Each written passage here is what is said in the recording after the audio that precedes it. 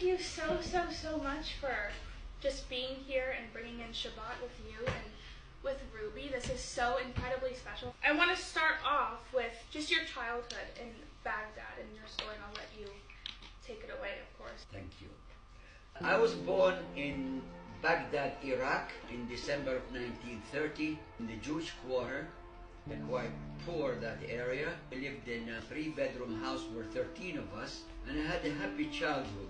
We lived in a street that was not paved, twisted and narrow. Cars couldn't come in. You know, my father, he'd go to the market and on a donkey, they bring watermelon. My father talked about the early 20s, where the first king of Iraq, King Faisal I, was so kind to the Jews. He died in 1933. His son took over, and he turned to fascism. Hitler was his idol, and on a daily basis, our life became worse and worse. The newspapers, articles about the Jews, the Radio Baghdad said the Jews are not nationalists, they don't care about the Arabs. There were arrests. Jews were accused of pro-British, and the world in 1941 was one of the worst times of the free world.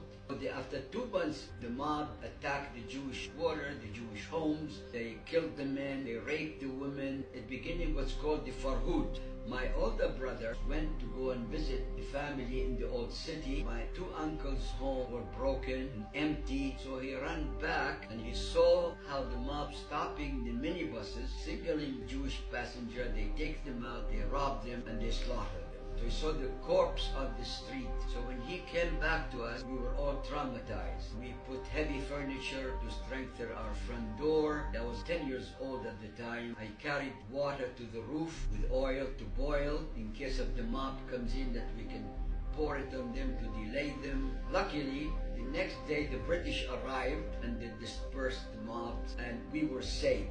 Then I heard stories about Muslim men who stood up in front of the Jewish homes, their friends, and stopped the mob from breaking into the home. Some took them to their home to protect them.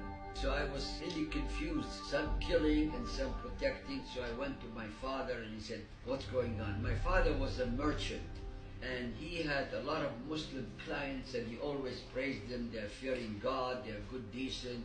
My older brothers have Muslim friends. So I asked my father, "What's going on?" So he said, "Son, don't judge people by group.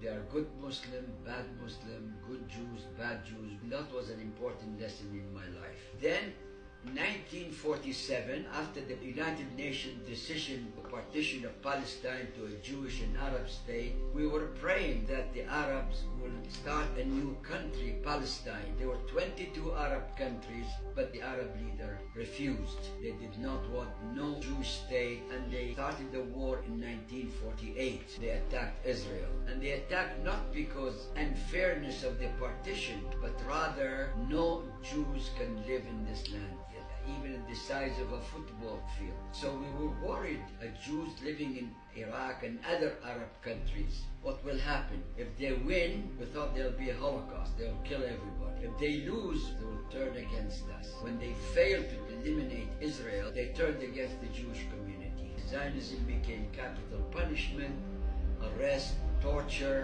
and I graduated from high school in June of 1948. I was dreaming to become a nuclear physicist. I went to the embassy, the American embassy, and I got a visa, and I got accepted in 3 universities, including USC. But they would not allow me to leave.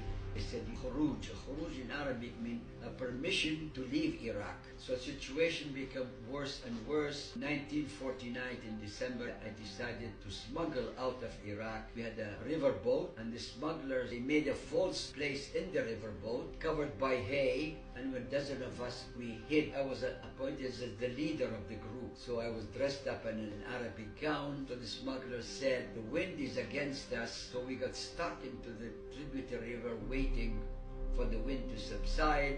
We crossed the border the next night in Iran. The Iranian Jews were so kind to us. They took us to their home, they fed us, they gave us where to sleep. I stayed 2 months in Iran, helping all those who were smuggled. Then I went to Israel, and I arrived on March 2nd, 1950, the day of the Purim. It was a beautiful day. Then I stayed in Israel. At that time, they were Mistanenim, infiltrator. They come and they kill. So I couldn't go to college either there because they needed strong bodies to the army. So I joined the army. They assigned me to the Navy. 6 years after, I said, oh, I'm going to try to go to college. I went to Canada. It didn't work out.